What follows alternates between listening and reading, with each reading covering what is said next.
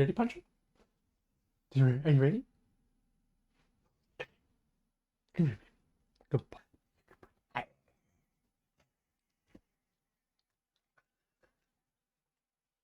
I yesterday played a game and we decided to do something a little bit different. We did an all improv game where the characters were randomized and I just got a randomized dungeon and threw it up and we just ran it. It was pretty cool because I had to rely on the players a lot for the information that happened within the dungeon. So like I would ask them to just, they were actually inhabiting the dungeon and things were coming into their place, which was fun. Oh wait, look how cute Pancho is sleeping. Oh, he's such a good boy. So, um, yeah, so we did an improv session. They were playing like evil characters and we started just spitballing a bunch of ideas. Like I would give them a prompt and then they would respond to it. So I said like, there's something in your house that like helps you with things or like helps you accomplish things. And they named it Satan, which I thought was hilarious. Um, but one thing that I realized, I think one benefit of tabletop games and D&D is it gives rules and sort of like structure to having social interactions with other people. So, like in a lot of games you play online, there's rules, obviously, like for the game, you know, Call of Duty has a certain set of rules, but they don't have much in line of like teaching people how to interact with each other. And I think tabletop games sort of gamify socialization or like interacting with friends and like how to keep up with friends essentially. Because we I realized how important it was during all this to just be listening to what my players had to say. And one thing that I've really been working on is trying to talk less in my conversations and listen, especially at work. And one thing that I've found is there is like such a power that happens when you truly listen to somebody or you are truly listened to. So like if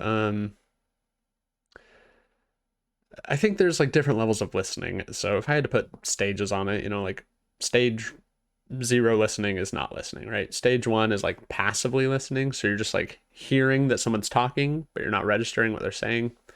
Stage 2 of listening is like you're listening to what they're saying, but you're waiting to respond.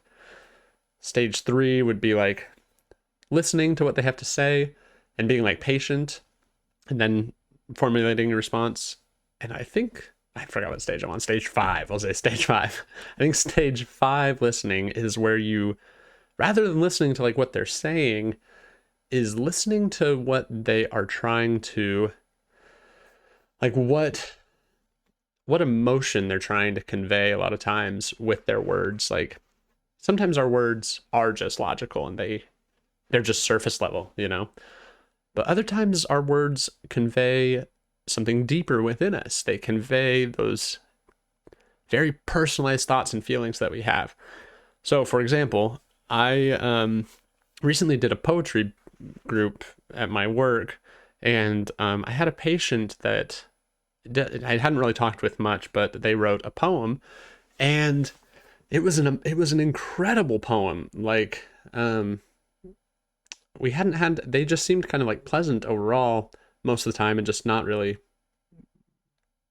talking or minimal talking, like very surface level. And they went into some really deep, heavy stuff that they were going through, and all through like the medium of poetry. And I just sat there and I listened, and I really tried to listen with like my heart rather than just my head. And it was pretty incredible because there was just a glimpse, a moment where I felt like I could understand on a deeper level what he was feeling. And like, I know that's tough to say, you know, because when you think of a therapist, you think of somebody who's very like empathetic. But I've learned that the more like empathetic you are, there's two kind of weird things with empathy. I think the first one is that it really, really, really can burn somebody out if they're too empathetic. So if they're feeling these negative things that people are expressing like all the time or anytime they interact with somebody, they're not going to want to interact with people, because when they do and they hear people complain, like, or not even complain, but when they hear those strong feelings like anger and sadness and anxiety, you know, if you listen with empathy, you're taking a portion of that onto yourself by being, you know, a good listener, which is I think a good quality. But I think it becomes tiring and it wears on you, especially like in a setting where I'm at, which is like in therapy. You know, if I was always 100% empathetic, I would get, and I think that's why there's so much burnout in with therapists, is because when we feel, we always will feel a little bit of what people say, and that's not a bad thing. But I'm and I think empathy also has a weird sort of like, it can be not the best way to listen sometimes. Like sometimes when we listen with empathy, um we're trying to understand what they're feeling from our point of view, you know, like we're saying, I know how you feel. That's empathy, right? Like, I know how you feel because I have felt that way. And that's, again, not a bad thing as well. It's you're using your frame of reference to listen to what somebody else has to say. A book that I read that I love, this book, it's called The Field Guide to Climate Anxiety. So, A Field Guide to Climate Anxiety: How to Keep Your Cool on a Warming Planet, by Sarah Jaquette Ray, or Sarah Jaquette Ray. It has a yellow cover with a big exclamation point on it. And it's an amazing book because it talks about, you know, climate anxiety is a very real thing. And it's actually, she makes a case in that against empathy, especially like when it comes to climate related issues. Because again, when we keep being empathetic, when we keep trying to feel what everyone else is feeling, or what, you know, especially if you tune into the news, you know, there's so much anger, there's so much sensationalistic hate, and that's, you know, the majority of people aren't like that. Most people just want to live calm, stable lives, but for some reason there's something in us that responds to that sensationalistic point of view. So when we're feeling all those things that are portrayed to us, it wears on us over time. It's like a drip of water, you know, hitting a rock, and eventually that rock's going to have a divot, and it might eventually burst through that rock just due to that consistent slow wear. So what Sarah Jaquette Ray advocates for, and it was amazing for me to listen to this because it really changed how I try to listen to people, especially in D&D, is listening rather than empathy, but with compassion. And to me, compassion isn't about trying to understand how somebody's feeling from like your frame of reference, but being curious and trying to understand how that feeling is affecting them. And I think how this translates to D&D, and that's not a perfect explanation, I'm still exploring that concept, I think, so it'll get more concrete over time. But I think in D&D, one thing that's very important is, you know, trying to think how the players, well, both how the player characters feel. So when somebody, like, this is the example I'll give. When we were playing in our dungeon crawl, one of my friends was playing a character that was a barbarian, and he just would like run into the fight. You know, there was one point he ran into the fight and just raged and went and like bashed people's heads and just like slashed and cut as barbarian as he could. And his character in that battle actually ended up like literally having his brain replaced with something else, with an intellect devourer. And he was like, you know what? I gotta be a barbarian. Like, that was what I wanted with this character. I didn't care about him beyond that. And so like that was very interesting for me to hear, because it made me realize that like our players have specific things they want to accomplish when they play a character. So some people want to feel like a badass. They want to go and just like destroy people and beat people up, and that is what they feel. They don't get for that doesn't happen to them in their normal lives, so they want to experience that in this shared group experience. So I think everybody has an intention or something they would like to do, whether they verbally express it or not. I think they like the way D&D makes them feel, and that's why they continue to play. So rather than trying to make it so that they don't get that feeling, or like, I don't know, rather than trying to make them like,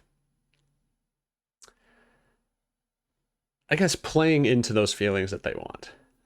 So if somebody wants to feel like a badass that's super strong, throw a bunch of combat at them. Like, let them shine in that area.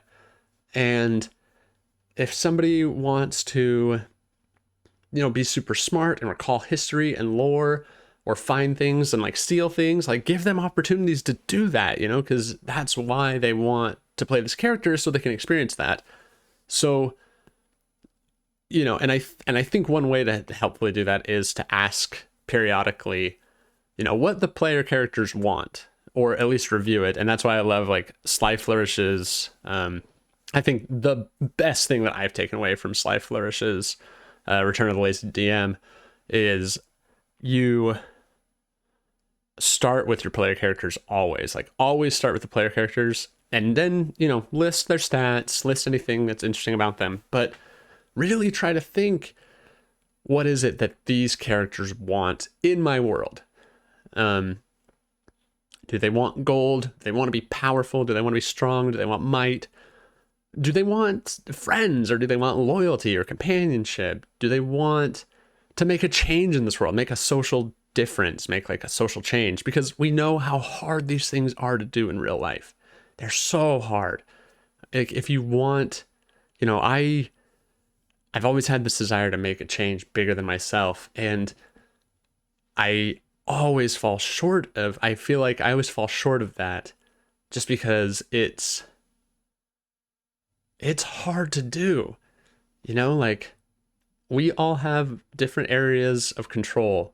We all have different levels of how many people we can affect with our words or our actions.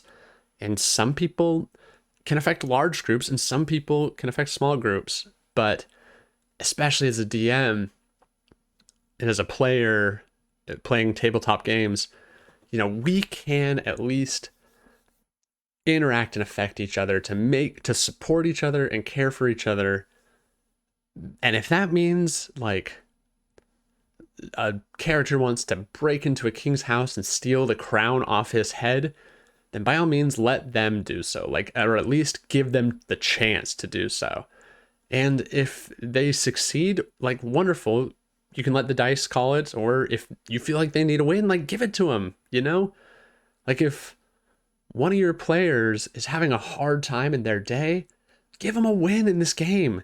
Like, it doesn't matter. It's made up. It doesn't matter if they get a artifact level magic item and they're level 2. If that's what you think they might need, like, give it to them. Some people like the struggle and the realism, and if that's what they want, give it to them. Like, so I think kind of the takeaway is, we find out D&D is a game where we can escape reality, and we can live lives that we never would have lived in normal life. But when we learn what each other want to do within the game, that, even though it might be from a character point of view, us as a player, as an individual, and as a person, we have wanted to experience that in some way, and we're making it manifest in this game. So listen to each other, listen to your players, really try to find out what is it that they want.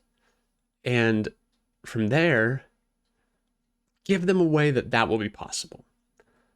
So you have to listen, and try to understand what they're feeling. Like, what is it that they're trying to feel?